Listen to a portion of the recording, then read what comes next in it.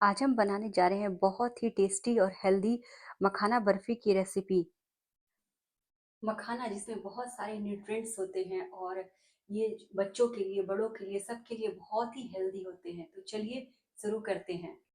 मखाना नारियल की बर्फी बनाने के लिए हम 1 कप मेजरिंग कप से हम मखाना लेते हैं और उसका काला शेल को अच्छे से निकाल लेते हैं। उसके बाद हम 100 ग्राम करीब श्रेडेड कोकोनट लेते हैं। आप चाहे तो फ्रेश नारियल लेके उसे कद्दूकस भी कर सकते हैं। उसके बाद 1 टीस्पून मैंने इलायची पाउडर लिया है और 50 ग्राम मैंने चीनी लिया है। इसके बाद एक कढ़ाई लेते हैं। कढ़ाई जब अच्छे से गर्म हो जाए तो उसमें जो मैंने मखाना लिया है उसको डाल के उसको मैं भूनती हूँ। उसे बिना तेल के ही भूनना है और उसको तब तक भूनना है जब तक कि मखाना से क्रंची साउंड नहीं आने लगे। तो मेरा मखाना ऑलमोस्ट हो गया है। अब हम इसको साइड में रख देते हैं और दूसरी कढ़ाई लेते हैं और इस कढ़ाई में जो मैंने मखाना के लिए जो मैंने मेजरिंग कप यूज किया था वही सेम मेजरिंग कप मैं दूध के लिए यूज करूंगी। तो इससे मैंने करीब 2 कप दूध लिया है, मतलब आधा लीटर दूध मैंने लिया है। दूध को लगातार चलाते हुए पकाएंगे और अभी हम फ्लेम को लो कर देते हैं क्योंकि मखाना जो है मेरा ठंडा हो चुका है। अब हम इसको पाउडर फॉर्म में बना लेते हैं। तो इसको मैं मिक्सी के जार में डाल के इसको हम बिल्कुल पाउडर फॉर्म में बनाएंगे।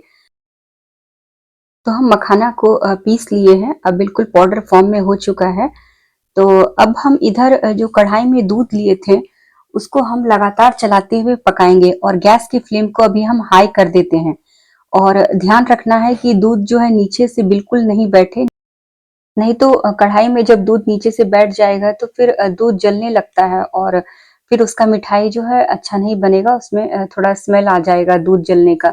उसके बाद जो मैंने मखाना पीस के रखा था उसको हम दूध में मिक्स कर देते हैं। अभी गैस के फ्लेम को हम बिल्कुल लो कर देंगे क्योंकि यदि आंच हमारा तेज रहेगा तो मखाना जो है दूध में अच्छे से मिक्स नहीं हो पाएगा और लम्प्स बनने लगेगा। तो इस बात का हमें बहुत ध्यान रखना है कि जब भी मखाना को आप पाउडर फॉर्म में बना के दूध के साथ मिक्स कर रहे हैं तो आप गैस की फ्लेम को लो कर दीजिए, उसके बाद दूध में मिक्स करिए। तो इससे क्या होगा कि दूध में मखाना अच्छे से मिक्स हो जाएगा। और अब हम लगातार इसको चलाते हुए पकाएंगे, करीब 2 से 3 मिनट तक अच्छे से पकाना है। और इसके बाद इसमें जो श्रेडेड कोकोनट मैंने लिया था वो हम इसमें मिक्स कर देंगे। ये मैंने मार्केट वाला लिया था और ये मार्केट में इजीली अवेलेबल है, नहीं तो आप कद्दूकस करके जो फ्रेश नारियल होता है उसको भी आप यूज कर सकते हैं।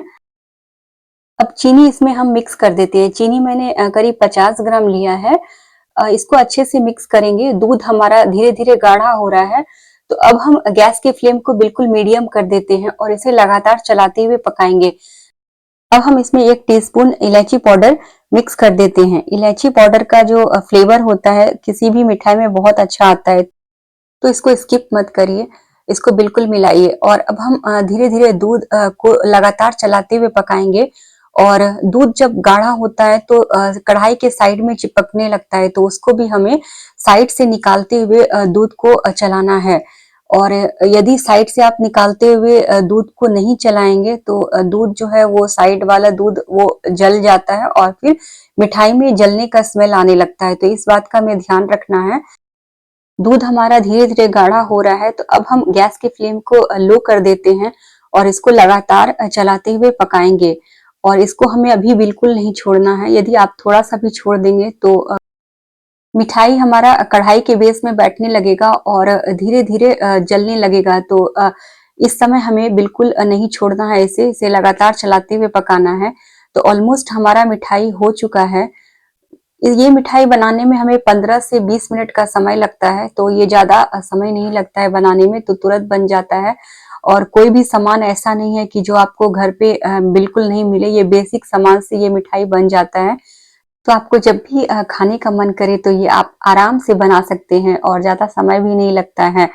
और लीजिए हमारा मिठाई ऑलमोस्ट बन चुका है। अब गैस के फ्लेम को हम बंद कर देंगे। 5 मिनट के लिए इसे हम सेट होने के लिए छोड़ देते हैं। उसके बाद हम एक दूसरा बर्तन लेते हैं और उसमें हम बेकिंग पेपर मैंने पहले ही काट करके रखा है, उसे हम उस बर्तन में पहले डाल देंगे। उसके बाद जो हमारा मिठाई है उसे हमें उसमें डाल के उसे अच्छे से फैला के उसे सेट कर देना है। तो आप इसको लड्डू फॉर्म में भी बना सकते हैं, बर्फी फॉर्म में भी बना सकते हैं। आपको जैसा मन करे वैसा आप शेप दे सकते हैं। हम बर्फी फॉर्म में बना रहे हैं तो इसको हम आधा घंटा के लिए फ्रिज में रखेंगे। यदि हम लड्डू बनाते हैं तो इसको ठंडा होने के बाद इसको डायरेक्ट हम बना सकते थे।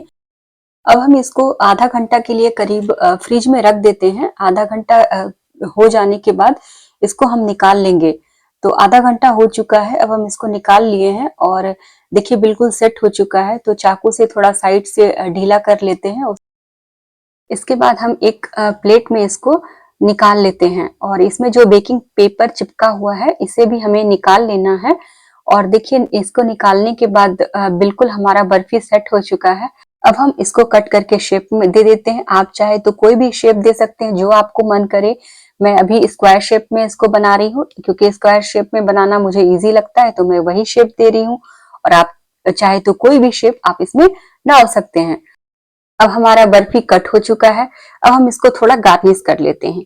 तो मैं तो काजू से गार्निश कर रही हूँ। आप चाहे तो इसमें पिस्ता, बादाम या फिर कोई भी ड्राई फ्रूट्स जो आपको पसंद है उससे आप गार्निश कर सकते हैं, या फिर चांदी वर्क है उससे भी कर सकते हैं।